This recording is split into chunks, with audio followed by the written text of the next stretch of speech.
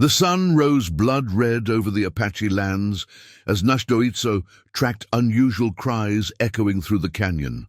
What he discovered changed everything. Twin infants abandoned on the dusty trail, each bearing the dreaded crescent birthmark of the Horned Serpent. Ancient warnings flooded his mind as he lifted their tiny forms.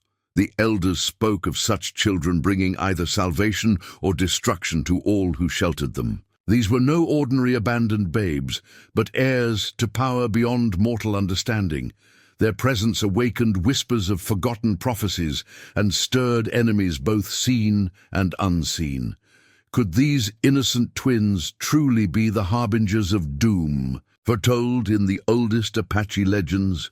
Before we jump back in, tell us where you're tuning in from, and if this story touches you, make sure you're subscribed, because tomorrow I've saved something extra special for you.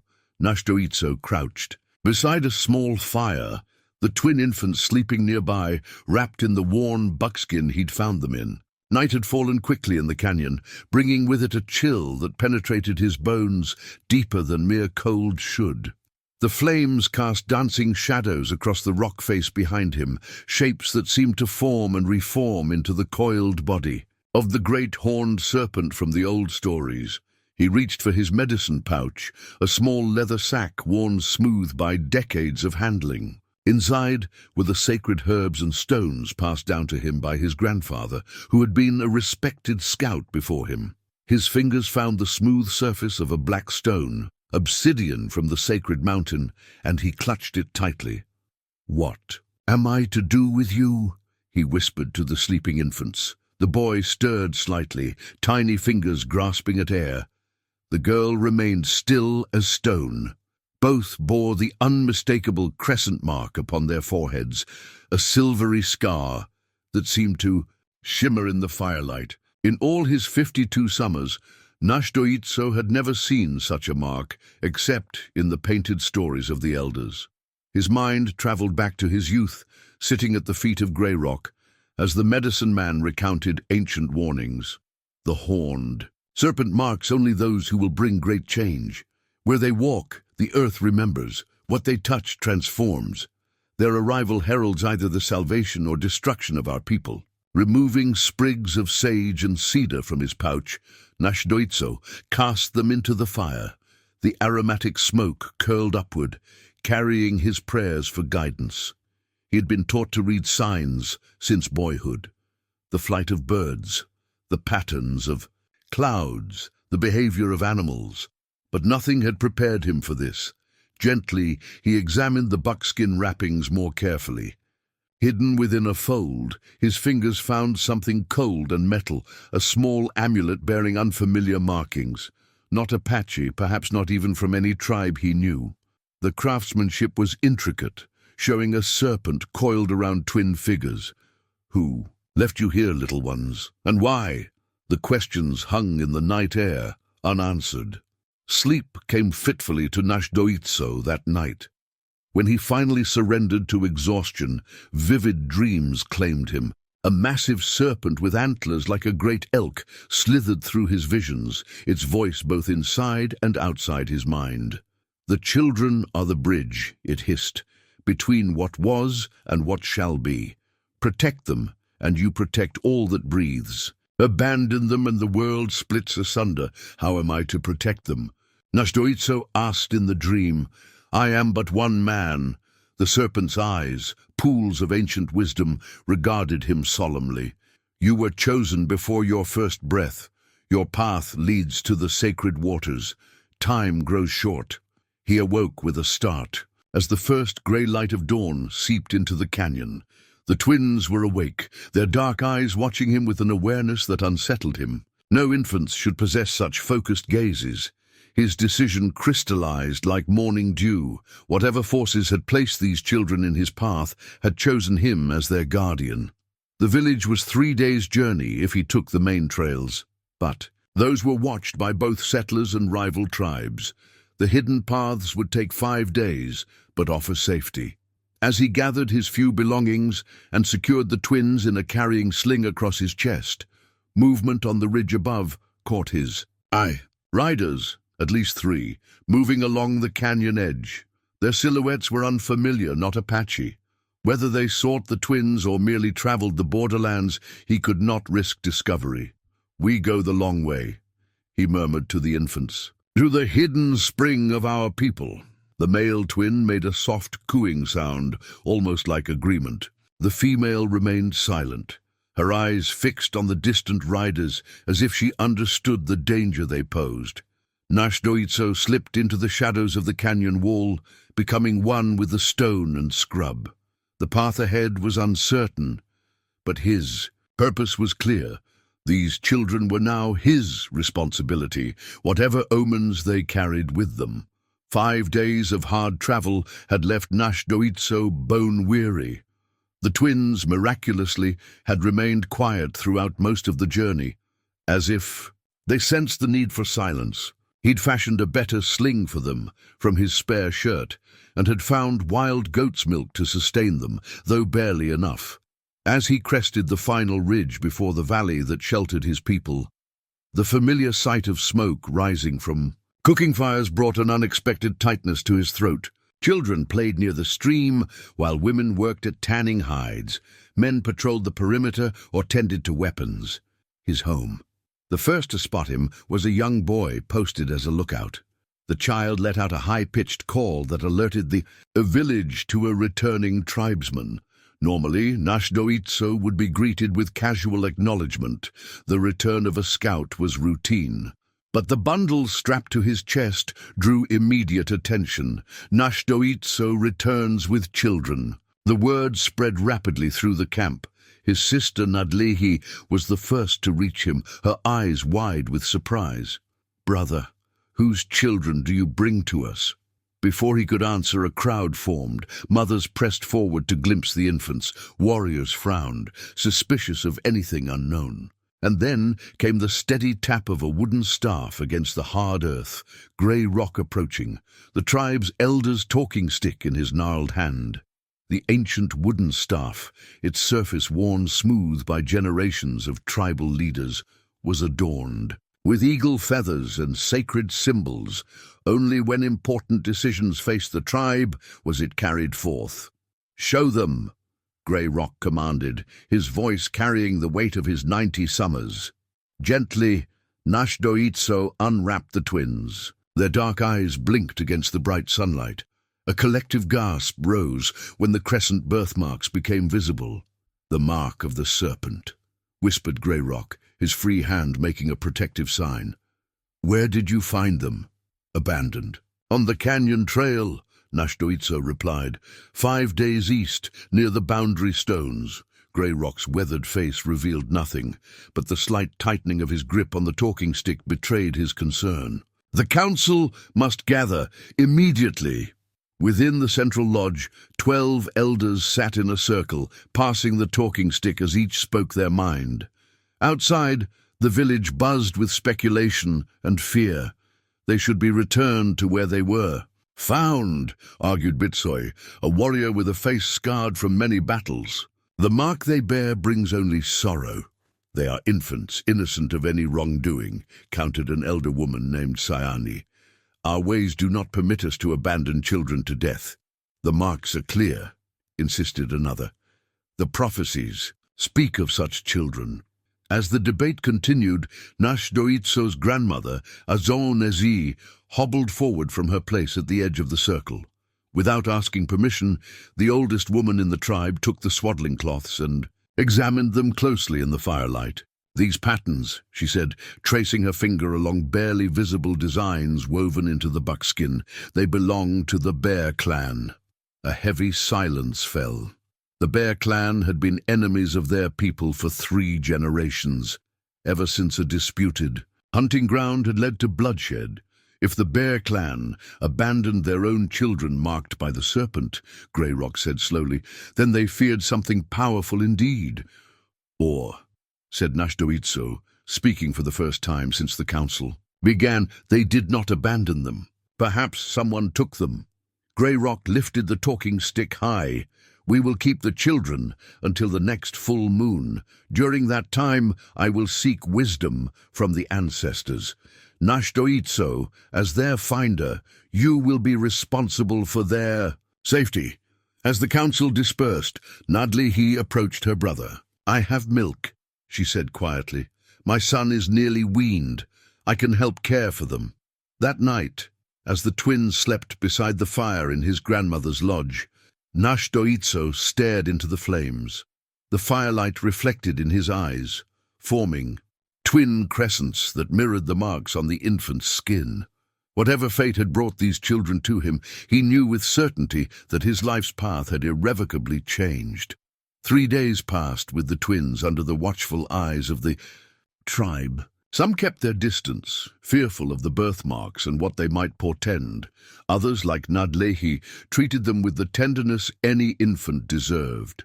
Náshdóítso observed it all, noting how animals reacted strangely in their presence. Birds would fall silent, dogs would whimper and back away. On the 4th morning, Grey Rock summoned Náshdóítso to his lodge. I must seek deeper knowledge, the medicine man said, his voice like dry leaves rustling. The ordinary prayers have brought no clarity. Tonight I will journey to the spirit world.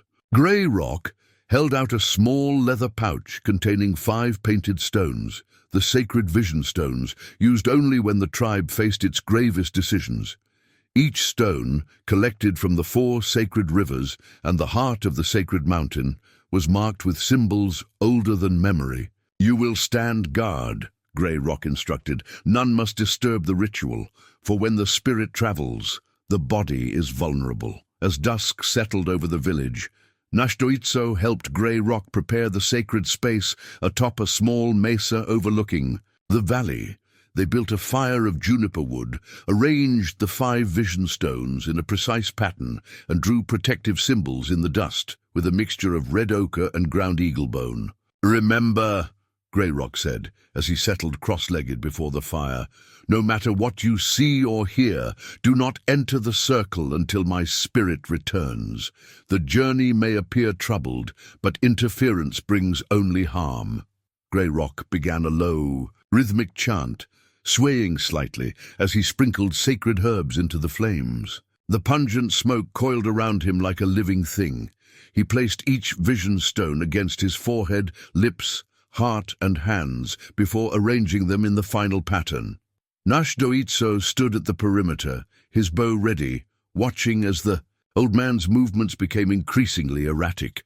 Grey Rock's chanting grew louder, then abruptly ceased. His body went rigid, then began to tremble violently.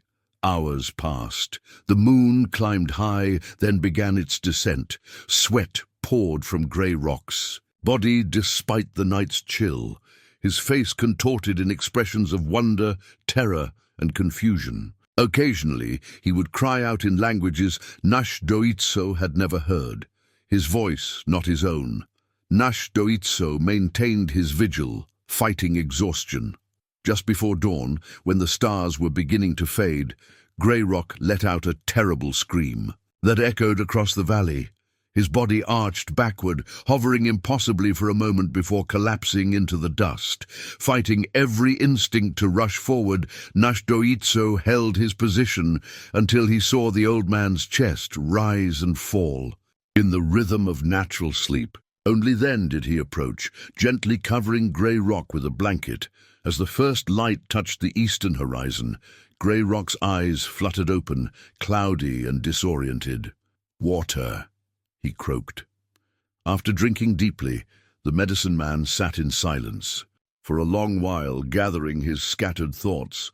When he finally spoke, his voice was hoarse and hesitant.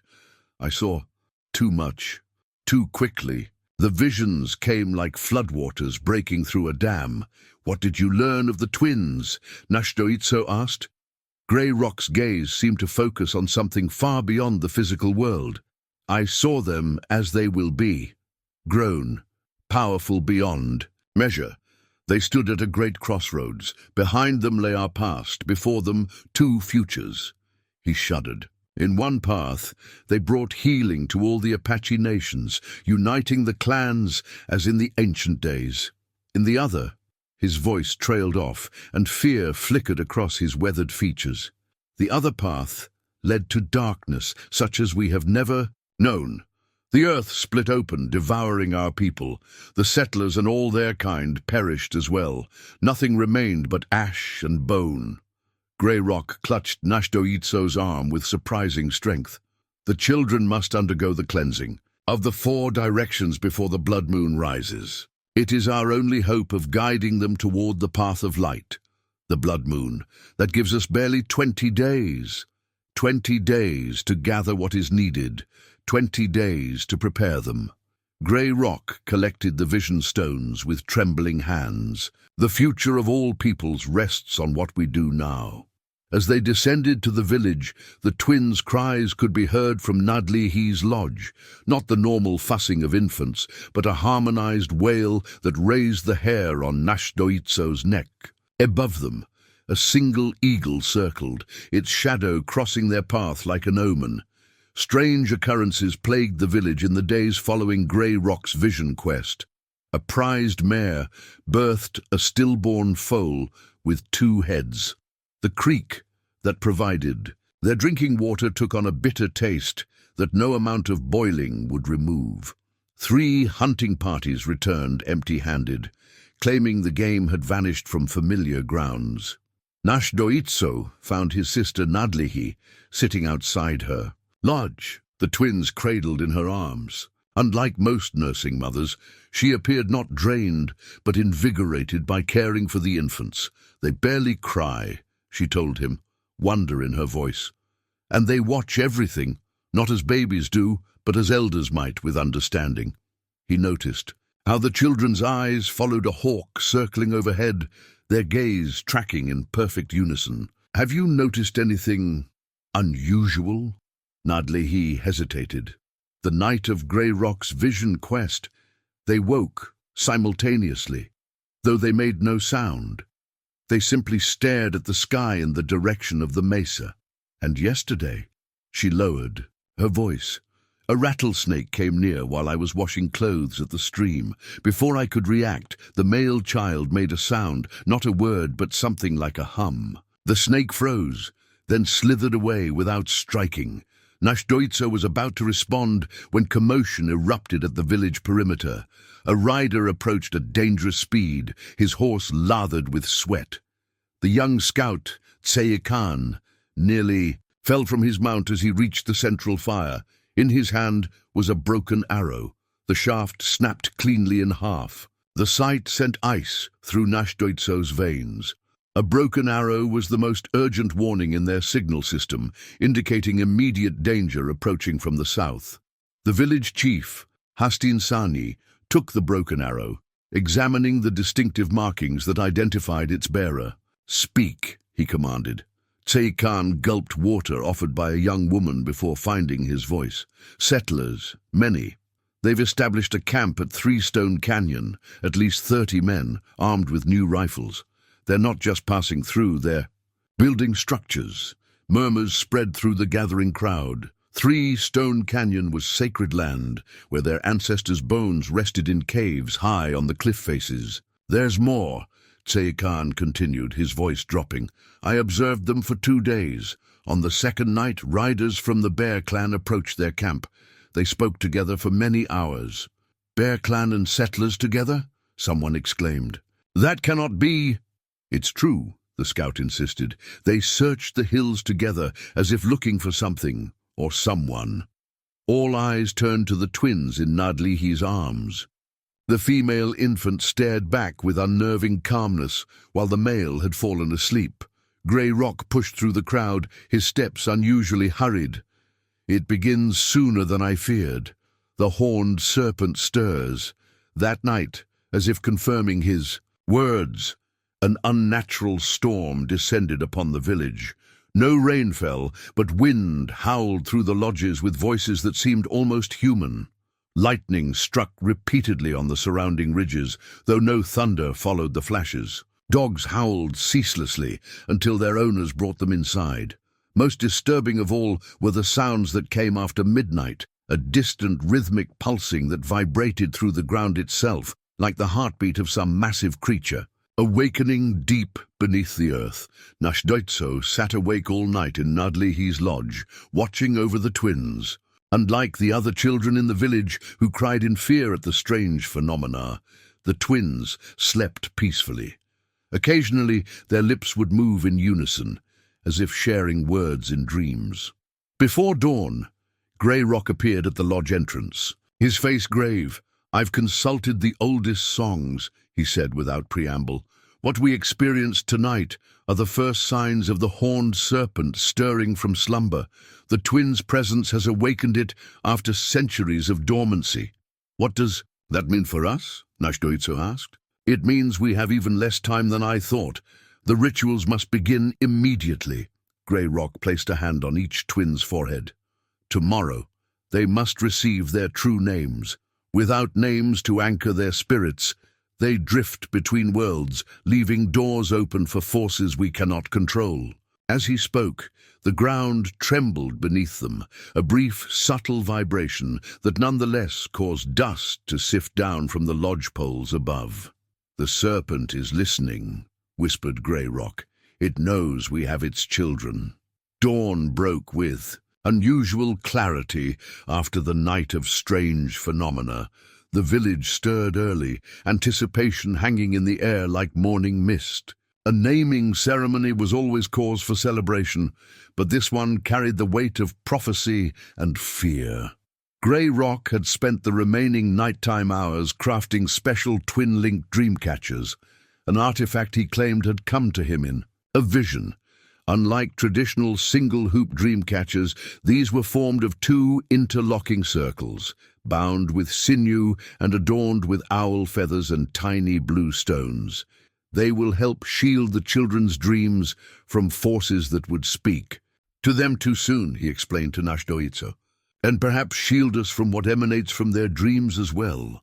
Women prepared a feast, while men constructed a special arbor of juniper branches in the center of the village. Náshdóítso helped his sister bathe the twins in water infused with purifying herbs.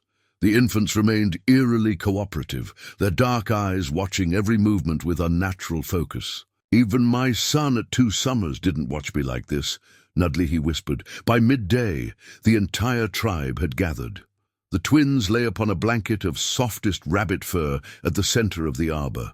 Grey Rock entered last, his body adorned with ceremonial paint, white clay across his chest, yellow ochre on his arms, and red circles surrounding his eyes. In his hands, he carried a small clay bowl of water collected from the sacred spring. The naming ceremony began with songs so ancient, some words had lost their meaning, preserved only for this ritual. 4 elders stationed themselves at the cardinal directions, each holding a smudge stick of different sacred herbs. The smoke curled around the arbor, creating a protective barrier between the physical and spirit worlds. Grey Rock raised his arms, calling to the 6 directions, north, south, east, west, above and below. "We stand between worlds to anchor these children to our own," his voice rang out.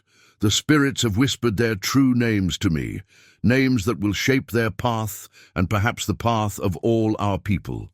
He knelt beside the male child first, dipping his thumb in the sacred water and drawing a line that connected the points of the crescent birthmark. "I name you Twish Bitu," he proclaimed, "snake's water, for you shall contain both the power to quench thirst and to drown, to sustain life and to take it."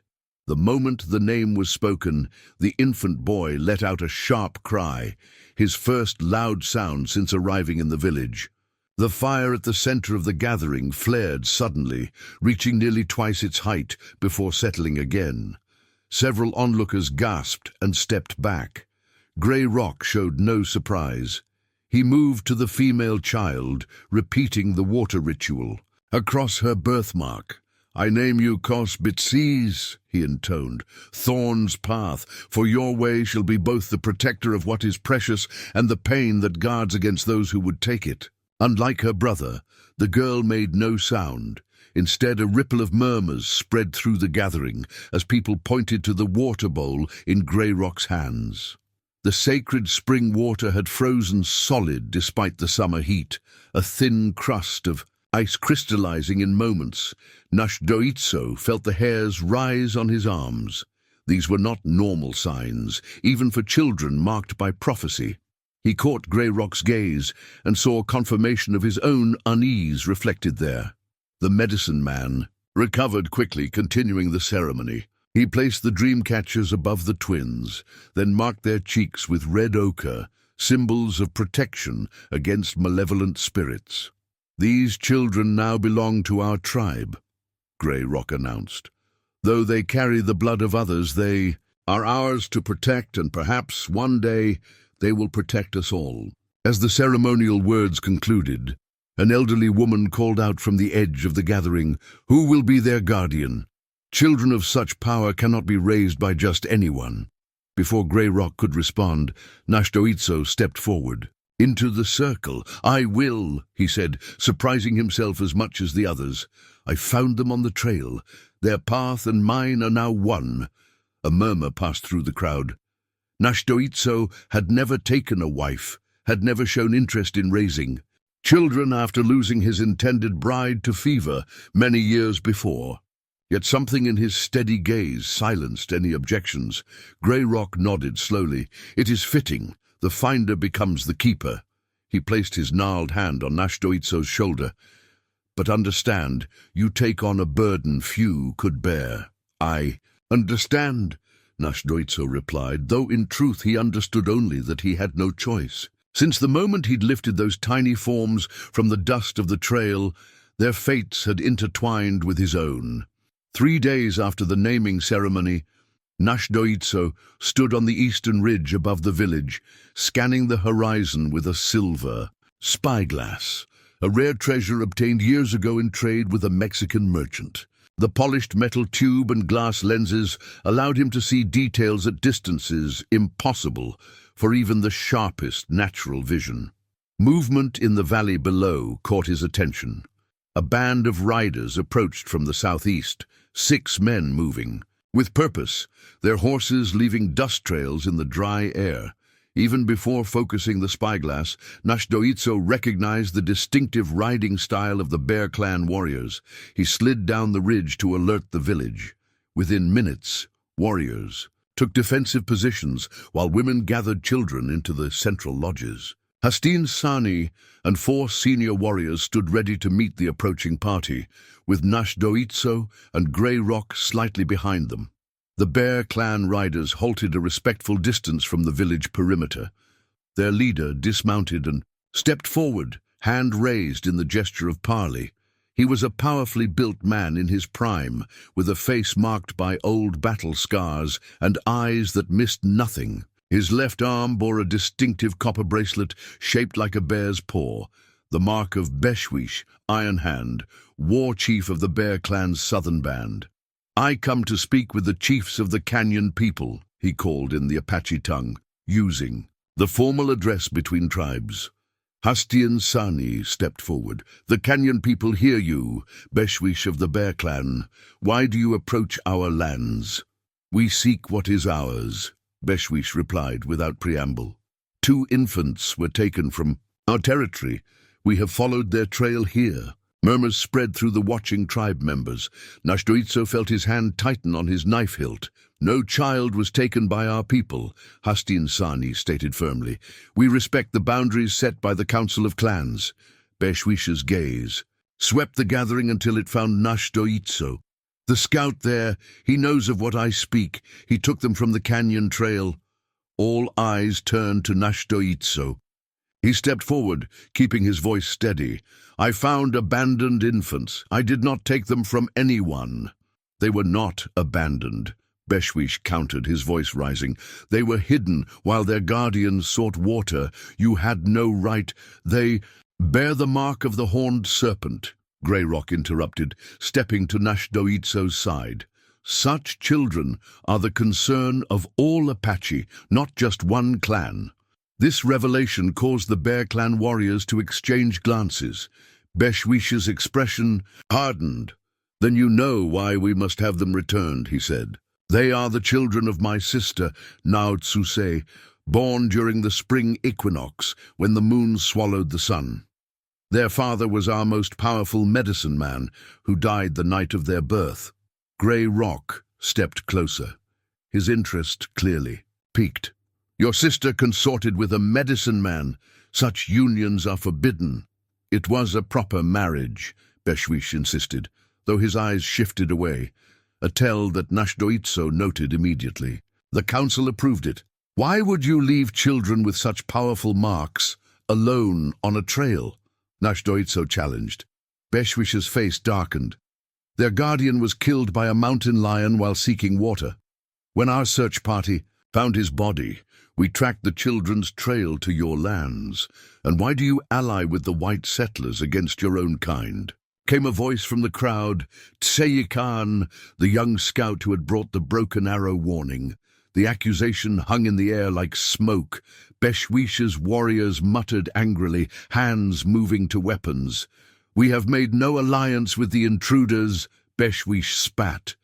That is a lie. I saw you meet with them at Three Stone Canyon, Tseyikan persisted. You spoke long into the night. Beshwish's jaw tightened. We spoke to warn them away from our hunting grounds, nothing more. He turned back to Hastinsani. The children are the future of the Bear Clan. The prophecies say they will restore our people to greatness. They belong with us. The prophecies say much more than that, Grey Rock countered. They speak of two paths, one of restoration and one of destruction. The children require proper preparation through sacred rituals. Our medicine workers can perform any necessary rituals, Beshwish insisted. Hastinsani raised his hand for silence. The children are under our protection now. They have been named in our tradition and accepted into our tribe. We will not surrender them. Beshwish's face contorted with barely controlled rage. He surveyed the armed warriors surrounding, the village perimeter, clearly calculating his chances in a direct confrontation. After a tense moment, he stepped back. You keep what is not yours to keep, he said coldly. This matter is not ended. We will return in greater numbers. With that threat hanging in the air, he mounted his horse. The Bear Clan warriors wheeled their mounts and rode away, dust billowing behind them. They'll be back before the next full moon, Náshdóítso said quietly to Grey Rock. By then, we must be well on our way to completing the rituals, the old medicine man replied. The preparations cannot wait any longer. The night after Beshwish's departure, Grey Rock summoned Náshdóítso to his lodge, inside, illuminated by a single fire that cast long shadows on the walls. The medicine man unrolled an ancient hide map across a flat stone. The hide was yellowed with age, its surface covered with symbols and landmarks rendered in faded earth pigments and what appeared to be dried blood. The sacred map, Grey Rock said reverently, passed down through 17 medicine keepers before me. It shows the 4 sacred sites where the elements for the cleansing ritual must be gathered. Náshdóítso studied the map, recognizing some landmarks, while others remained mysterious. These are spread across vast distances. The elements cannot be found together because their power would be too great, Grey Rock explained.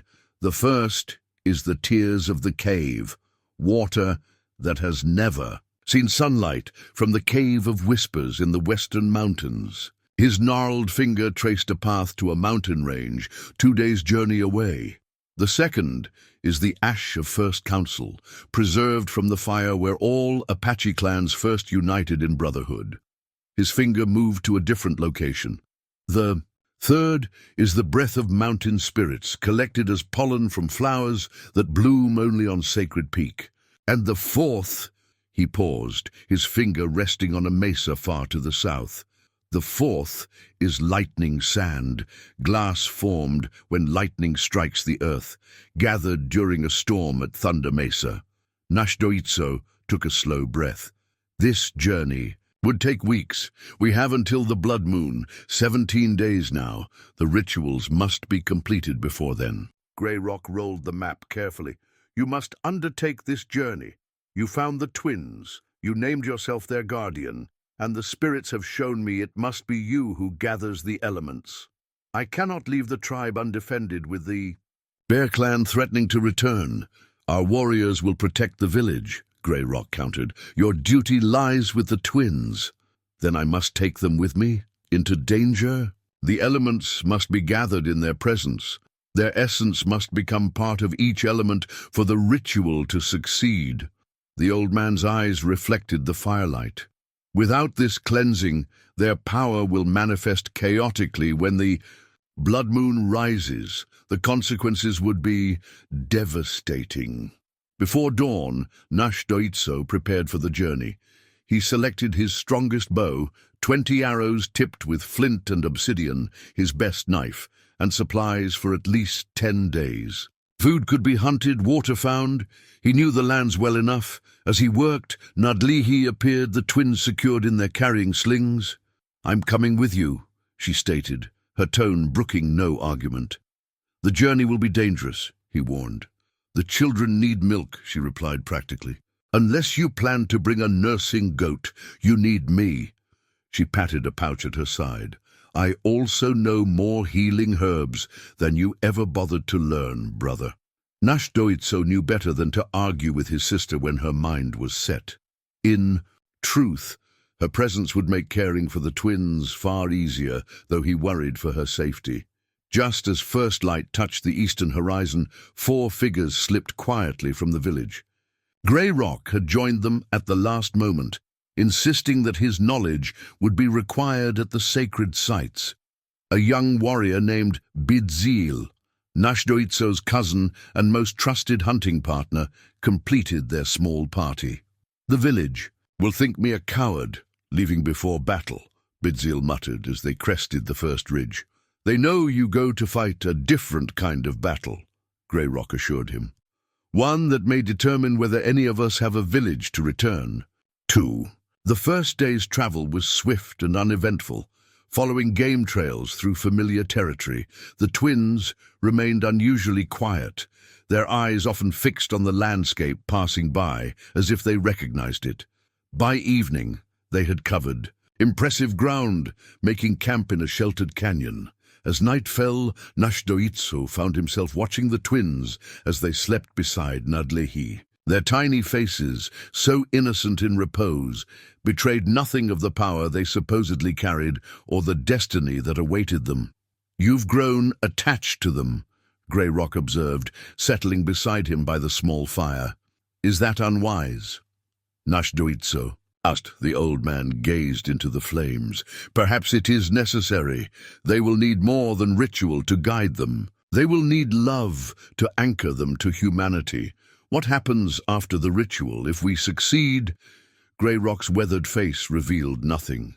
"That depends on which path they choose and how well we prepare them to choose wisely."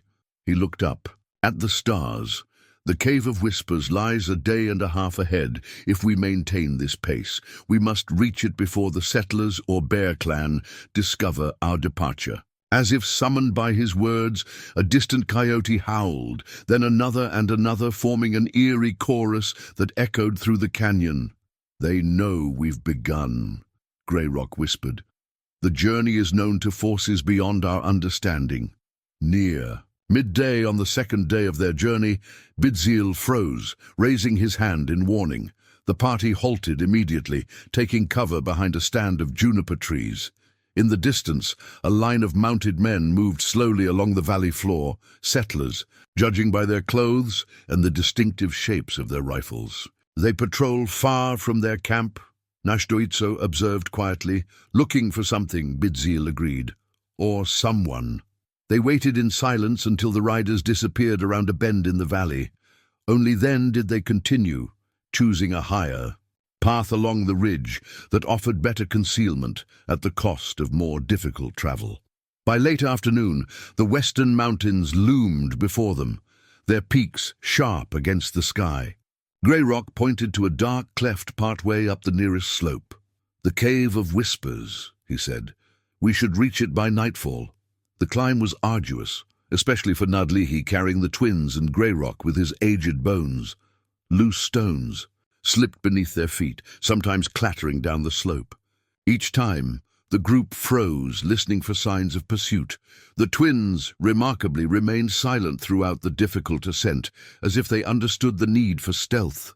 As the sun touched the horizon, casting long shadows across the mountainside, they reached the cave entrance, a narrow fissure in the rock face partially hidden by stunted pine trees. Cool air flowed outward, carrying a faint sound like distant voices murmuring just below the threshold of understanding. "The cave speaks," Greyrock said softly. "It has done so since before our people walked these lands." He removed a small pouch from his medicine bag and sprinkled an offering of cornmeal at the entrance. "We come with respect," he intoned. "We seek the sacred tears for the cleansing of these children." The whispering seemed to intensify momentarily, then settled back to its previous level. "It acknowledges us," Greyrock said, satisfaction in his voice. "We may enter." Bidzil remained outside as guard, while the others ventured into the cave. Náshdóítso struck flint to steel, lighting a small torch of pitch-soaked pine. The flickering light revealed a passage that wound deeper into the mountain, its walls covered with ancient paintings, handprints, animal figures, and abstract symbols that seemed to shift and move in the torch's unsteady light. "These paintings are older than memory," Greyrock explained, his voice hushed with reverence. "Some say they were made by the first people, before the Apache walked the earth." As they proceeded deeper, the passage widened into a chamber where stalactites hung like stone teeth from the ceiling. Water dripped steadily into small pools that dotted the limestone floor, each drop creating ripples that caught the torchlight. "There!" Greyrock pointed to the far wall where water seeped from a crack in the rock, collecting in a stone basin that nature had carved over countless centuries. "The tears of the cave, never touched by sunlight, never seen by stars. Water that knows only darkness and stone." As they approached the basin, the whispers grew more distinct. Náshdóítso could almost make out words now, phrases in Apache, but also in languages he had never heard. The voices seemed to come from everywhere and nowhere. "What are we hearing?" Nudlihi asked, her arms tightening protectively around the twins. "The cave remembers all who have ever entered," Greyrock explained. "It holds their words, their breaths, their prayers. It is why we come here, to collect water that carries the essence of all who came before us." He removed a small clay jar from his pouch and carefully filled it with water from the basin. As he sealed it with beeswax, he noticed something remarkable. "The twins," he whispered. Náshdóítso turned to see both infants wide awake in Nudlihi's arms, their eyes fixed on the darkness beyond the torch's light. Unlike the adults, they showed no fear, only intense focus, as if they could see what lurked in the shadows. "They're listening," Nudlihi said with wonder. "Look at their faces."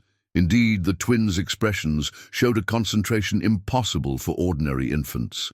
Their eyes tracked invisible movements in the darkness, and occasionally their lips moved as if in response to voices only they could understand.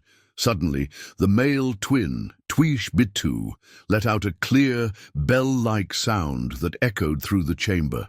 The whispers ceased abruptly, leaving a silence so profound it seemed to press against their ears. "We should go," Greyrock said urgently. "The cave has given us what we sought, but it knows what the children are. It may not remain welcoming."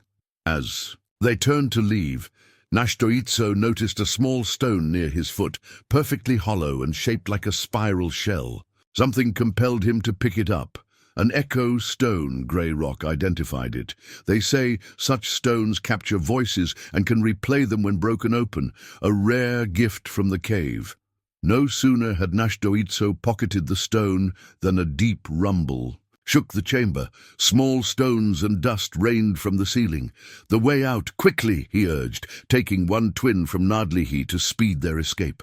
They hurried back through the passage as the rumbling increased. Just as they emerged into the twilight, a louder crack sounded from deep within the mountain, and the cave entrance collapsed behind them, sending up a cloud of dust that momentarily obscured their vision. Bidzil rushed to them. "What happened?" "The cave has sealed itself," Greyrock said gravely. It has given us what we need, but wishes no further visitors. As the dust settled, Náshdóítso gazed at the infant in his arms. Chaos Bitsis, the girl. For just a moment, he thought he saw something ancient and knowing in her eyes, something that had perhaps precipitated their hasty departure from the cave. Dawn found them descending the mountain's eastern slope, following game trails toward the distant hills where the second sacred site awaited. Bitzil, scouting ahead, returned with troubling news. Bear clan tracks, he reported. Fresh! At least 4 riders moving parallel to our path in the valley below. Náshdóítso frowned. How did they find our trail so quickly? Perhaps they didn't, Grey Rock suggested. They may be following the same map we are, seeking to reach the sacred sites before us. The revelation sent a chill through the group. If the Bear clan knew of the ritual and its components, the race to complete it had just become far more urgent. By midday, the situation worsened. Nádléhi developed a fever that slowed their progress considerably. Her skin burned to the touch, and though she insisted on continuing, her steps grew increasingly unsteady. We must find a place to rest, Náshdóítso decided. She cannot continue like this. Every delay gives our pursuers time to gain ground, Bitzil warned. Then we split up, Náshdóítso decided. You and Grey Rock continue toward the Ash of First Council. I'll take Nádléhi and the twins on a different path, setting false trails. We'll rejoin you at the sacred site. Too dangerous, Grey Rock objected. The twins must be present for the gathering of each element. Then you and Bitzil go ahead to scout the way. We'll follow more slowly. Náshdóítso lifted both twins into a carrying sling across his chest. My sister needs rest, even if just for a few hours. They found a sheltered overhang beside a dry creek bed. After helping Nádléhi settle in the shade, Náshdóítso gave her the last of their water. I'll find more, he promised, eyeing the parched landscape dubiously.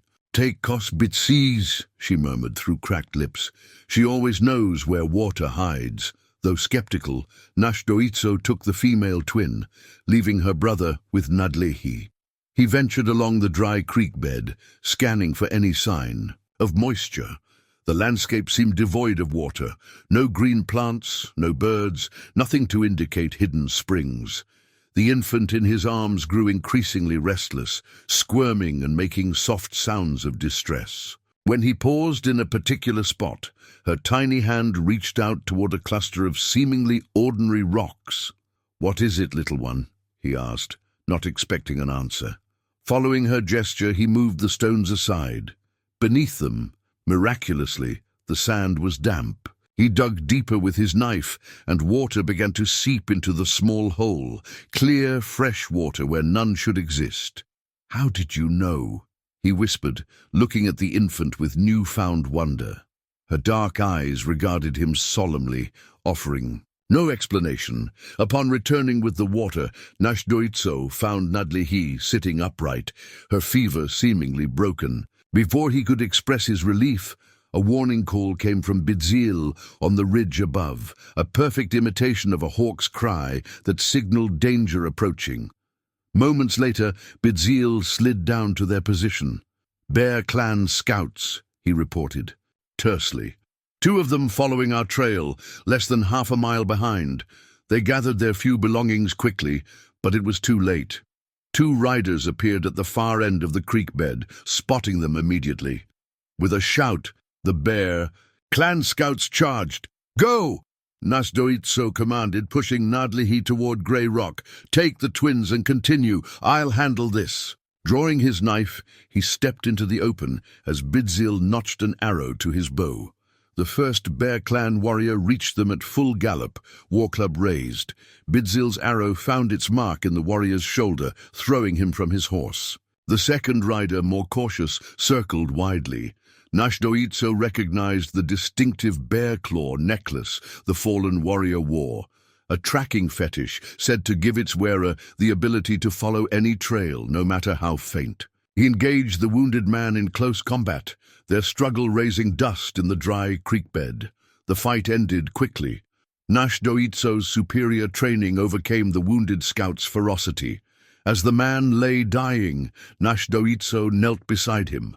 "Why does Beshwish want these children so badly?" he demanded. The warrior coughed, blood staining his lips. "The prophecy," he gasped. "The twins will restore the Bear clan's dominance over all Apache, but only if raised in our ways." His eyes glazed. "The blood moon changes everything." Meanwhile, Bidzil had driven off the second scout with well-placed arrows. He returned, breathing hard, as Náshdóítso claimed the bear claw necklace. "We should go," Bidzil urged. "The other rider will bring more." Náshdóítso nodded grimly. "There's more to this prophecy than Grey Rock has told us." He tucked the tracking fetish into his pouch. "And time is running out." Despite her initial recovery, Nádlihi's fever returned with greater intensity by nightfall. She struggled to keep pace, her skin burning to the touch. Even more concerning, she could no longer nurse the twins properly. "We need help," Náshdóítso told Grey Rock as they made camp in a sheltered ravine. "She cannot continue like this." The old medicine man nodded solemnly. "There is one who might help. Jiwijin lives in solitude 3 hours north of here, a powerful medicine woman who left tribal life decades ago." "Black Mountain?" Bidzil looked surprised. "I thought she was just a legend mothers used to frighten disobedient children." "She is very real," Grey Rock assured him, "and if anyone can heal Nádlihi quickly, it is her."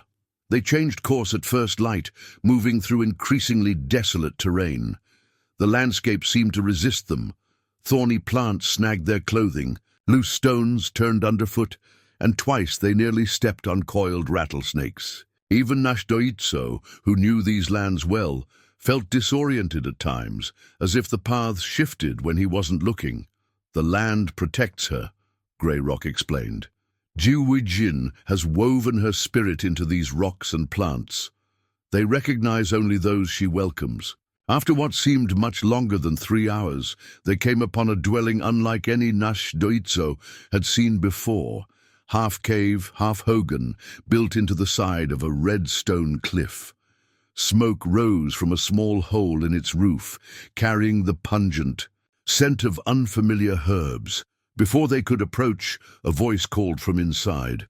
"I have been expecting you, Grey Rock. Bring the sick woman and the marked children." They exchanged surprised glances before helping Nádlihi toward the dwelling. Inside, illuminated by a small fire, sat an ancient woman. Her face was deeply lined, her hair white as cloud, but her eyes, sharp and clear as a hawk's, betrayed a vitality that belied her apparent age. Most striking was the blanket draped across her shoulders, an extraordinary weaving of symbols and patterns, incorporating hair from different clans in its threads, creating a shimmering effect in the firelight. "The healing blanket," Grey Rock whispered reverently, "said to contain the strength of all Apache peoples." Jiwijin gestured for them to place Nádlihi near the fire. Without speaking, she examined the feverish woman, pressing gnarled fingers to her forehead, chest, and wrists. Then, to everyone's surprise, she turned her attention to the twins. "Bring them closer," she commanded. Náshdóítso hesitated only briefly before placing the infants on a soft hide near the medicine woman. Jiwijin leaned forward, studying their crescent birthmarks with intense concentration. "So," she finally said, "the prophecy unfolds. The serpent's children have returned." She began grinding herbs in a stone mortar, adding pinches of powders from various pouches hanging on the cave wall. "Your sister's illness is no accident," she told Náshdóítso. "It is the land itself resisting your journey. The elements you seek do not wish to be gathered."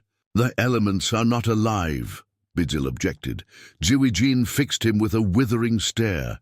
"Everything is alive, young warrior. The stones breathe slower than you, but they breathe nonetheless." She mixed her herbal preparation with water, forming a paste that she applied to Nádlihi's forehead, throat, and chest. The effect was almost immediate. Nádlihi's breathing eased, and the flush began to fade from her cheeks. "She will recover by morning," Jean declared. "Now we must speak of more important matters." She turned to Grey Rock. "You have the first element?" He nodded, showing her the sealed clay jar containing the cave's tears. "Good. The second awaits you at the ancient circle, a day's journey east." She looked at the twins again. "But you should know the full prophecy before continuing. Grey Rock has told you only what your tribe remembers, fragments of the whole truth." "And you know this whole truth?" Náshdóítso asked. "I should," she replied with unexpected bitterness. "Their father was my son." The revelation stunned them into silence. "My son, Natani, was the most gifted medicine man of the Bear clan," she continued. "He foresaw the twins coming in a vision and secretly married their mother, Beshwish's sister, against tribal law. When the elders discovered this union, they cast him out. He sought refuge with me, but returned when he learned his wife was in labor." Her voice faltered. "He died performing the protective rituals during their birth." "Then the twins truly are Bear clan," Bidzil said. "They are more than any clan," Jean corrected. "The prophecy speaks of children born with the serpent's mark during the time of great change, when the old ways and new collide. Their power can either heal the rift between all Apache clans or destroy them completely." She removed the healing blanket from her shoulders and carefully wrapped it around the twins. The blanket contains hair from every Apache clan, a symbol of the unity these children might restore. Or, her voice dropped, the unity they might shatter forever. From a small chest, she removed a pouch of ash, the second element, preserved. "From the first council fire, when all Apache clans united as one people, take it. I have kept it for this moment." "You knew we would come?" Grey Rock asked. "I have known since the night my son died," she replied. "The question is not whether you will gather all 4 elements, but whether it will be enough to contain what stirs within these children as the blood moon approaches." By midday, Nadlehi had recovered enough to travel, her strength returning remarkably after Jean's treatment. The medicine woman provided them with supplies, dried meat, healing herbs, and a special tea for the twins. "The third element lies beyond the Spirit River," she told them at parting. "The crossing will not be easy. The river guards the boundary between our world and the spirit realm." From a small leather pouch, she produced 7 smooth, flat stones, each perfectly rounded by water over countless years. "River stones," she explained, placing them in Náshdóítso's hands. "One for each member of your party, including the twins, and one for the river itself. Place them in the correct sequence when you cross, or the waters will rise against you." The journey to the Spirit River took them through increasingly strange terrain. Familiar plants grew in impossible ways, junipers twisted into spirals, cacti, bearing fruit out of season. Animals watched them with unusual intensity, hawks circling too closely, coyotes following openly rather than skulking at a distance.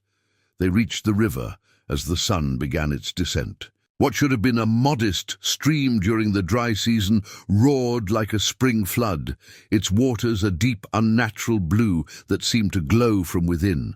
"I've crossed this river many times," Bidzil said, bewildered. "It has never looked like this." Grey Rock nodded grimly. "We see it now as it truly is, not as it appears to ordinary travelers. The twins' presence reveals its true nature." Náshdóítso studied the turbulent waters, noting a series of partially submerged stones forming a tenuous path across. He removed the river stones from his pouch. "How do we know the correct sequence?" he asked. "Feel their weight," Grey Rock advised. "The heaviest goes first, as an offering to the river." One by one, Náshdóítso tested the stones. Though identical in appearance, they indeed varied subtly in weight. He arranged them in order, then approached the river's edge. Kneeling, he placed the heaviest stone in the water. "We seek passage," he intoned, using the formal words Grey Rock had taught him. "We offer respect to the waters that divide the worlds." For a moment, nothing happened. Then, almost imperceptibly, the river's roar softened. Taking this as acceptance, Náshdóítso motioned for the others to prepare for crossing. "I'll go first with the male twin," he decided. "Birthzil will help Nádléhi with the female. Grey Rock follows last." The crossing began cautiously. Náshdóítso placed the stones one by one on specific spots, creating a safe path through the dangerous current. The water remained calm as they advanced, until they reached the middle. Without warning, the river surged violently. A wall of water rose before them, taking an almost human form that towered above their heads. "The river spirit challenges us," Grey Rock shouted over the sudden roar. Náshdóítso, now waist-deep in the churning water, clutched cries tightly against his chest. The infant, rather than crying in fear, stared at the water formation with apparent fascination. The watery apparition lunged forward, sweeping Náshdóítso off his feet. He struggled to keep the baby above water as the current dragged him downstream. With desperate strength, he managed to grab an overhanging branch, but the raging water worked to tear the infant from his grasp. In that moment of crisis, cries made a sound, not a cry, but a complex series of tones unlike anything Náshdóítso had heard before. The effect was immediate. The water around them calmed in a perfect circle, as if refusing to touch them. Using this momentary advantage, Náshdóítso fought his way back to the crossing point where the others struggled against the current. Birthzil had managed to reach the far bank with Nádléhi, but Grey Rock remained stranded on a midstream boulder, the final riverstone clutched in his hand. "Place it now," Náshdóítso called. The old man reached down, his balance precarious, and set the stone in the water. Instantly, the river's fury subsided. The unnatural surge receded, leaving only the natural flow of the stream. They collapsed on the far bank, soaked and exhausted. As they caught their breath, Nádléhi suddenly went rigid, her eyes rolling back. "Sister!" Náshdóítso moved to her side, alarmed. "I see them," she whispered, her voice oddly distant. "Dark shapes following our path. Not human, not animal. They move against us, trying to prevent the ritual." Her eyes focused again, filled with fear. "The forces opposing us are not just the Bear Clan or settlers. Something else has taken notice of our journey." Grey Rock nodded gravely. "The twins' power grows as the blood moon approaches. It draws attention from forces beyond our understanding." As if confirming his words, strange lights appeared in the gathering dusk, dancing points of blue-green radiance that followed their path along the riverbank before disappearing into the forest ahead. "We must reach Sacred Peak before nightfall tomorrow," Grey Rock said. "The third element cannot wait." Sacred Peak rose before them like a sentinel against the morning sky, its summit wreathed in clouds despite the clear blue elsewhere. According to Apache tradition, this was where the Creator first spoke to their people, giving them laws and purpose. "The third element awaits at the summit," Grey Rock explained. "The breath of mountain spirits, pollen from flowers that bloom only in the highest reaches, touched by both earth and sky." From his medicine bag, he withdrew a slender wand, crafted from a golden eagle's wing feather, its shaft wrapped in dyed porcupine quills, forming intricate patterns. "The eagle feather wand," he said, handling it with reverence, "used to collect the sacred pollen without touching it with human hands, preserving its purity." The climb began easily enough, following ancient paths worn into the mountain's flanks by generations of pilgrims. As they ascended, Náshdóítso noticed how the twins' eyes remained fixed on the summit, their tiny bodies leaning forward in their carrying slings, as if eager to reach the top. Halfway up, at a resting place beside a small spring, Grey Rock studied Náshdóítso with penetrating eyes. "You climb with purpose I haven't seen in you for many years," the old man observed, "not since before the shadow fell across your heart." Náshdóítso's jaw tightened. He rarely spoke of his past grief, but Grey Rock had been there, had seen him through his darkest days. "I was different then," he replied tersely. "You were a father," Grey Rock said simply. The words hung in the air between them. 7 years had passed since Náshdóítso's wife and infant son had died during a harsh winter while he was away hunting. He had returned to find them cold in their blankets, the fire long extinguished. The guilt had never left him. "These twins are not replacements for what you lost," Grey Rock continued, "but perhaps they are your path to healing." Náshdóítso made no reply, but as they resumed climbing, his hand unconsciously moved to touch the small head of Twiish Bitu carried. Against his chest, the upper reaches of Sacred Peak presented greater challenges. The air grew thin, the path steeper and less defined. Strange mists gathered around them despite the day's warmth, forming shapes that seemed almost human before dissolving. "The Guardians," Grey Rock explained. "Spirit protectors of the sacred. Summit, they test all who seek to reach it." As if in response, the mist coalesced into more solid forms, translucent figures that blocked their path. Their features were indistinct, but their postures communicated clear challenge. "How do we pass?" Bidzil asked, hand moving instinctively to his knife. "Weapons are useless against spirits," Grey Rock cautioned. "We must prove our worthiness." The spirit guardians drew closer, their formless faces inches from each traveler's own. Náshdóítso felt a cold pressure against his mind, as if something were sifting through his thoughts and memories. Suddenly, both twins began crying, not in distress, but in a strange, harmonized tone that rose and fell in patterns too complex to be random. The sound echoed off the mountain walls, creating overlapping waves of sound that seemed to physically impact the mist beings. The guardians retreated, their forms dissolving back into ordinary mist that quickly dispersed in the mountain breeze. "The children have spoken for us," Grey Rock said, wonder in his voice. "They have declared our purpose worthy." The summit, when they finally reached it, was a small plateau carpeted with flowers unlike any Náshdóítso had seen before.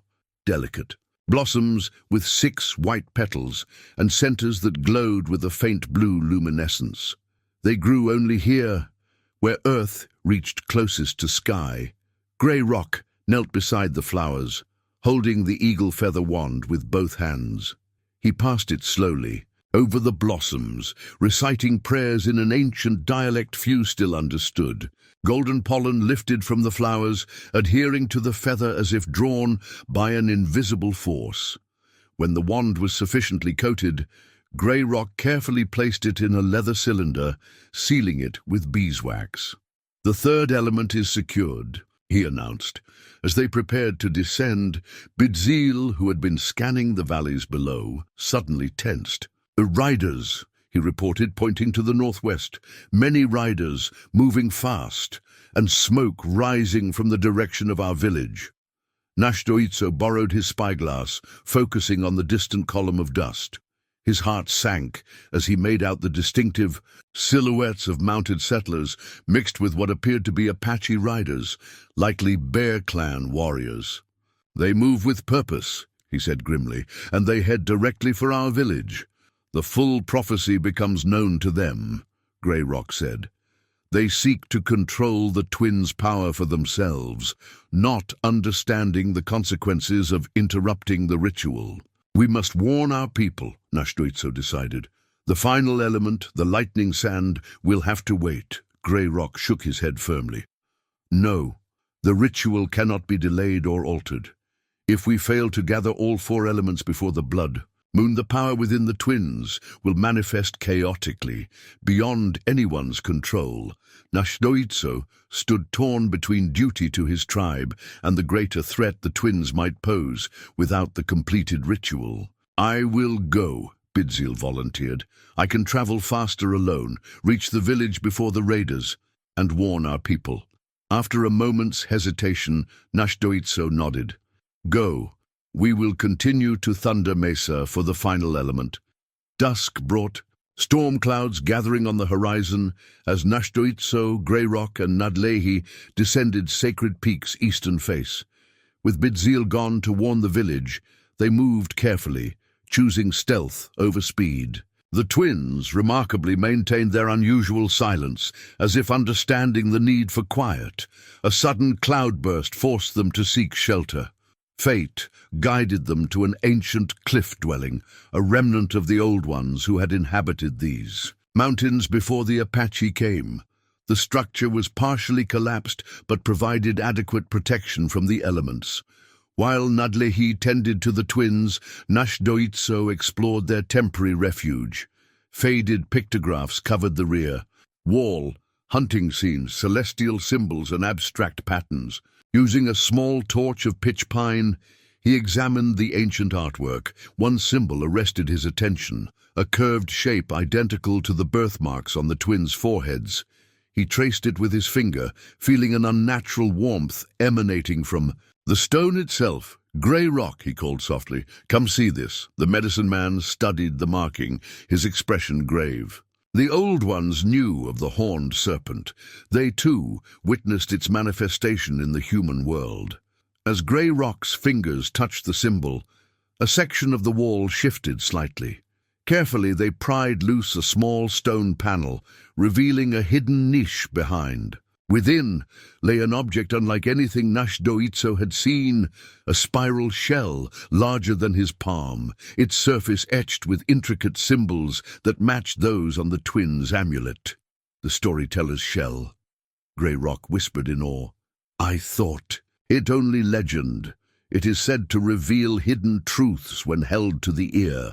With reverent care, he lifted the shell and brought it to his ear.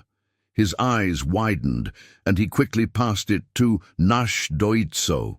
"Listen," he urged. Náshdóítso pressed the shell to his ear, expecting to hear the hollow echo common to all shells. Instead, a voice clear and distinct spoke in ancient Apache, the words translating themselves in his mind. "The serpent divides itself to walk among men," the voice intoned. "Two halves of one whole, sundered at birth, seeking reunion. Male and female, destruction and creation, chaos and order. Apart they bring imbalance, together they restore the natural order of all things." He lowered the shell, meeting Grey Rock's gaze. "What does it mean?" "I believe," the old man said slowly, "that the twins are not merely marked by the Horned Serpent. They are its physical manifestation on earth, its essence divided into human form." Nádléhi, who had been listening, looked at the sleeping infants with new understanding and fear. "That cannot be. They are children, not spirits." "They are both," Grey Rock explained. "The Horned Serpent is the most ancient power in our cosmology, neither good nor evil, but the embodiment of balance itself. Periodically, it divides its essence and takes human form to restore balance when the world tilts too far toward chaos or order. Why would such a powerful being come as helpless infants?" Náshdóítso questioned. Grey Rock gestured to the shell. "Listen again." Náshdóítso returned the shell to his ear. A different voice spoke this time, younger, urgent. "The division is vulnerable until reunification. The ritual of the four elements creates the vessel for safe reunion. Without it, the power manifests chaotically, consuming all nearby life to fuel its restoration." Cold understanding dawned. The blood moon ritual isn't to suppress their power. It's to channel it safely, Grey Rock confirmed.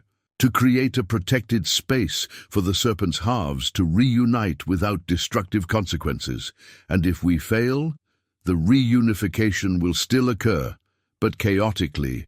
The power released would devastate everything within leagues, our people, the settlers, the land itself. Náshdóítso glanced at the twins, seeing them with new eyes. Why me? Why was I chosen to find them? He placed the shell to his ear one final time. The voice that spoke was familiar. Grey Rock's, though the medicine man's lips weren't moving. "The guardian must be one who has known profound loss," the shell voice said. "One who understands the necessity of balance through personal suffering. You were chosen long before you were born, Náshdóítso. Your path has always led to this moment." Outside, thunder cracked violently, illuminating the cliff dwelling in stark flashes. The storm had intensified, mirroring the revelation's impact. Thunder Mesa lies a day's journey south, Grey Rock said, gathering their belongings. We must reach it by tomorrow night to collect the lightning sand during the storm. How did you know a storm would come? Náshdóítso asked. Grey Rock smiled faintly. I didn't, but the Horned Serpent commands the sky as well as the earth. The twins call the lightning to complete their transformation, as if confirming his words. Both infants awoke simultaneously, their eyes reflecting the lightning flashes with an unearthly glow. Morning found them moving swiftly through pine forests that cloaked the lower slopes of the mountains. The storm had passed, leaving the air unusually clear. Náshdóítso estimated they could reach Thunder Mesa by nightfall if they maintained their pace. Around midday, they spotted a lone figure approaching from the direction of their village. An Apache rider pushing his horse hard. As the distance closed, Náshdóítso recognized Tsinajini, a young scout from their tribe. The young man reined his horse to a skidding stop before them, his face streaked with dust and sweat. I've been searching for you since dawn, he gasped. The village is under attack. Bidzil reached you with our warning, Náshdóítso asked. Confusion crossed Tsinajini's face. Bidzil has not returned. Settlers and Bear Clan warriors appeared. Yesterday at dusk they surround the village, demanding the surrender of the twins. The news struck Náshdóítso like a physical blow. If Bidzil hadn't reached the village, where was he? And how had the raiders known where to find their people? How many attackers? He demanded. At least 30 settlers with rifles, and perhaps 20 Bear Clan, Tsinajini reported. Our warriors fight bravely, but we are outnumbered. The chief sent me to find you. You must return immediately. Náshdóítso looked to Grey Rock, torn between duty to his tribe and their sacred mission. The old man's face showed similar conflict. The blood moon rises tomorrow night, Grey Rock said softly. Without the final element, the ritual cannot be completed. But our people die while we chase shadows, Tsinajini protested. After painful deliberation, Náshdóítso reached a decision. We must split up. Grey Rock, you and Nudley, he continue. To Thunder Mesa for the lightning sand. I'll take one twin and return with Tsinajini to help defend the village. The twins cannot be separated, Grey Rock warned. Both must be present for each element's gathering. Then you take both, Náshdóítso decided. I'll go alone to the village. They made camp that night in a sheltered gully, planning to separate. At dawn, as darkness fell, Tsinajini volunteered for first watch. The others, exhausted from days of hard travel, fell quickly into deep sleep. Náshdóítso dreamed of the Horned Serpent, its massive coils encircling the earth, one eye watching. The sky, the other the ground below.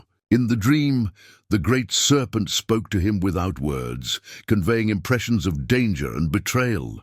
He awoke with a start, instantly alert. Something was wrong. The night was too quiet. No insects chirping, no nightbirds calling. His hand moved silently to his knife. A faint sound from nearby caught his attention. Tsinajini's voice, speaking in hushed tones. Carefully, Náshdóítso raised his head to peek over a rock. In the faint moonlight, he could make out the young scout kneeling beside a small fire hidden in a fold of the gully, a small object in his hand. I have them, Tsinajini whispered to the object.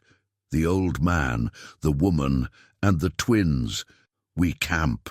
In Coyote Gully, with cold clarity, Náshdóítso realized the object was a broken treaty pipe, a ceremonial pipe snapped in half, used as a symbol between conspirators. The young scout was betraying them. I'll take the twins while they sleep, Tsinajini continued.